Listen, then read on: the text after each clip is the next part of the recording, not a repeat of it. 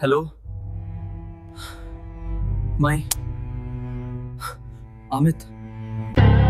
Imagine कीजिए, आप अपने घर में आराम से सो रहे हैं। तभी रात के 2 बजे आपका फोन बजता है। फोन उठाते ही आपको पता चलता है कि ये आपके करीबी दोस्त अमित का कॉल है। फिर आपको याद आता है कि इस अमित की तो 6 महीने पहले ही मौत हो चुकी है। झटका लगा। ये कहानी भी कुछ ऐसी ही है। अगर आज इस कहानी को आपने आखिरी तक सुन लिया तो आप रोमांचित होने से बच नहीं पाएंगे। तो बिना किसी देरी के इस कहानी को शुरू करते हैं। नमस्कार दोस्तों, मेरा नाम है श्रेय। आप ये जो कहानी आज सुनने वाले हैं, ये रायबरेली के एक लड़के अंकित की है। अंकित एक वेल सेटल्ड फैमिली का लड़का, ब्राह्मण फैमिली से बिलोंग करता था। इसका पूरा नाम अंकित त्रिपाठी था। ये अपनी फैमिली बिजनेस को छोड़ के लखनऊ में जॉब करता था, एक आईटी कंपनी में। ये जो कहानी है ये 2020 की है। 2020 में जब लॉकडाउन लगा था तब की ये कहानी है।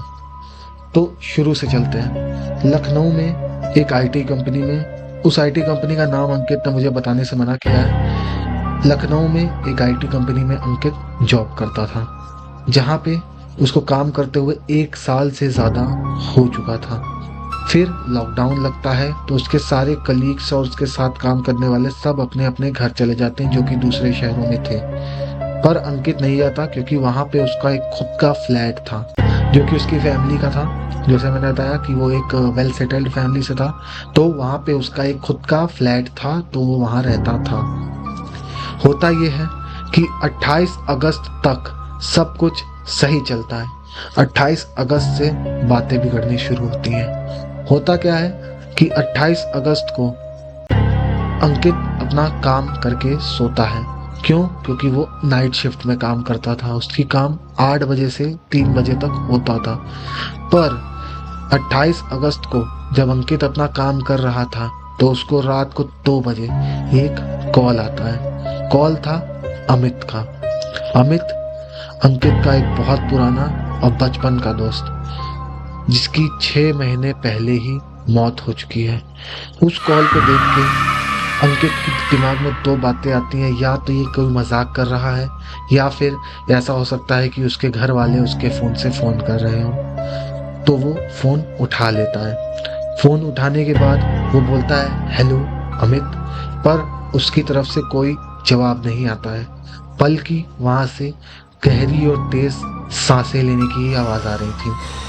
फिर कुछ देर के बाद कॉल अपने आप कट जाता है। पर अंकित के दिमाग में एक बात चल रही थी, या तो ये कोई बहुत भद्दा मजाक कर रहा है, या उसके घर से किसी ने कॉल किया था। उस चीज को इग्नोर करके 3 बजे अपना काम खत्म करके अंकित सो जाता है। अगले दिन फिर यही होता है। 8 से 3 अंकित का काम, और फिर 2 बजे उसका कॉल आता है, जिसको उठा के अंकित बात करता है, हेलो अमित। उस तरफ से आवाज आती है कि मुझे बचा लो अंकित, मुझे बचा लो। ये सुन के अंकित सहम जाता है और फोन पे बोलता है, hello hello hello Amit, hello. हाँ हाँ, कहाँ हो तुम? क्या क्या कर रहे हो? फिर ऐसे बोलते ही फोन कट जाता है। कुछ दिन ऐसे ही बातें होती हैं, मुझे बचा लो और तुम कहाँ हो। इतनी बात होते ही फोन कट जाता है। ये होते होते 1 हफ्ता बीत जाता है। अंकित का दिमाग पूरी तरीके से खराब हो चुका था कि ये हो क्या रहा है मेरे साथ। वो अमित के घर जाने का फैसला करता है। अगले ही दिन वो अपने ऑफिस से छुट्टी लेता है कि मैं अपना काम आज नहीं कर पाऊंगा, क्योंकि उस रात भर सो नहीं पाया। अगली रात उसे सोना था, इसलिए वो अगले दिन का काम, अगले दिन मतलब अगली रात का काम नहीं ले सकता था। तो उसने उस पूरे दिन और रात ऑफिस से छुट्टी ली। अगले दिन वो अमित के घर निकलता है। क्योंकि लॉकडाउन लगा था तो उसे अमित के घर जाने में बहुत ही दिक्कत हुई। अमित का घर भी लखनऊ में ही था, लेकिन कुछ दूरी पे।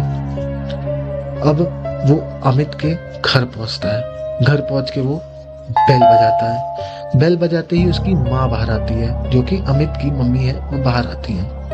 अमित की मम्मी अंकित को पहचानती थी, इसलिए वो उसे बोलती हैं, आओ बेटा घर में आओ। कैसे आना हुआ, बड़े दिन बाद याद किया। पर अंकित की नजरें तो बस अमित को ही ढूंढ रही थी कि अमित का मुझे कॉल आया था, कहीं वो जो मैंने सोचा था, कुछ मुझे पता चला था, वो एक डरावना सपना तो नहीं था। तो उसने फिर वहां पे एक चीज ऐसी पाई जिसको देख के उसे पूरी तरीके से भरोसा हो गया कि अमित की मौत हो चुकी है। वहां पे एक फोटो जिसपे चढ़ा था हार, और वो फोटो थी अमित की। अंकित को ये सब देख के उसका पूरा दिमाग खराब हो गया था, वो बौखलास आ गया था। पर वो ये चीज उसकी मम्मी को नहीं बोल सकता था, अमित की मम्मी को नहीं बोल सकता था। कुछ दिन बाद ये होता है कि वो किस्से चलते रहते हैं, कॉल पे मदद मांगने की आवाजें बढ़ती रहती हैं। और एक हफ्ता बीत जाता है, कुछ भी ऐसा अनइवन नहीं हो रहा था अंकित के साथ कि अमित की आत्मा उसे परेशान करे। पर वो हर रात उसे कॉल करती थी और मदद मांगती थी। इससे ज्यादा ना अमित की आत्मा कुछ कहती थी, ना कुछ मांगती थी, और ना ही अंकित को परेशान करती थी। पर पर जब 2 हफ्ता हो जाता है तो अंकित फिर से अमित के घर जाता है और अमित की मम्मी को ये सब बता देता है कि ऐसा मेरे साथ 2 हफ्ते से हो रहा है। अमित की मम्मी अंकित को सांत्वना देती हैं। उन्हें लगता है कि अमित के जाने का अंकित को बहुत गहरा सदमा लगा है और वो ये चीजें हेलुसिनेट कर रहा है, यानी कि उसका ये भ्रम है। वो उसे समझा के भेज देती है। अगले ही रात अमित का फिर कॉल आता है अंकित को। अंकित को फोन करके अमित एक ही चीज बोलता है, अंकित मेरे भाई, उस रास्ते पे मत जाना जहां मेरी मौत हुई थी। ये सुन के अंकित की तो सिट्टी पिट्टी गुम हो जाती है, क्योंकि वो जो रास्ता था वो वही रास्ता था जिससे अंकित अपने ऑफिस आना जाना करता था। पर इस समय तो लॉकडाउन लगा था, इस वजह से वो जा नहीं रहा था। पर अगले ही दिन कुछ ऐसा होता है जिसको देख के अंकित की बुद्धि फट जाती है। सुबह सुबह अंकित को कॉल आता है, कहाँ से? ऑफिस से, कि अंकित अंकित तुम्हें आज ऑफिस आना पड़ेगा सुबह के टाइम पे। क्यों आना पड़ेगा? उस समय लॉकडाउन थोड़ा सा खत्म होने लगा था। खत्म क्या मतलब, कुछ टाइम स्पैन मिल गया था कि इतने टाइम में आप ये सब काम कर सकते हो। तो अंकित को ये लगा कि मुझे अब अमित की बात माननी चाहिए या नहीं। अमित की बात माने तो फिर उसकी नौकरी खतरे में आ सकती है, और अमित की बात ना माने तो उसकी जिंदगी खतरे में आ सकती है। पर फिर भी वो अमित की बात मानने का तय करता है। वो ऑफिस में बोल देता है कि सर, मैं रात भर काम किया था और अब मेरी तबीयत बहुत खराब लग रही है। उसके ऑफिस वाले भी ये बात मान जाते हैं, क्योंकि वो नाइट शिफ्ट में काम करता था, और नाइट शिफ्ट में काम करने वाले को अगर आप सुबह बुला लो तो फिर उसकी हेल्थ के लिए भी अच्छा नहीं होता है।